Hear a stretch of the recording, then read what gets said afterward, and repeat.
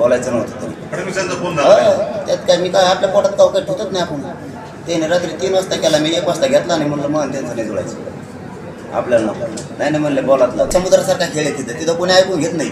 वडवणीत काही दिवसापूर्वी तुमची सभा झाली होती. त्या सभेमध्ये तुम्ही जर देवेंद्र फडणवीस यांनी तुमच्या विरोधातले कट कारस्थान थांबवले नाही तर 48 पैकी एकही उमेदवार निवडून येऊ देणार नाही असं तुम्ही म्हटलं होतं. तर ती भूमिका तुमची कायम आहे का? ते म्हणले मी काय सगळे मागं घ्यायला लागलो.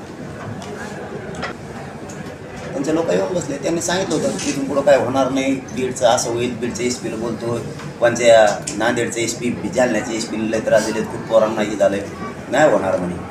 काय झालेलं मी कशाला करत पुन्हा चालण्यात सुरूच आहे. याचा अर्थ एकीकडून गोड बोलायचं आणि दुसरीकडून मराठीत वेळ दाखवायचा आणि मराठीत संपवायचे, असंच दिसतंय मला. आपल्याच बांधवांनी कोणीतरी विचारलं होतं की इकडे जी शिकवरती गुन्हे दाखल सुरू आहे, एकीकडून सांगायचं आता काही होणार नाही बाबा, कशाला हे करायचं ते करायचं. हे बघा समाजाची भूमिका, मी मात्र समाजाच्या बाजूने. 24ला काही होऊ शकते, 24ला बैठक लावू.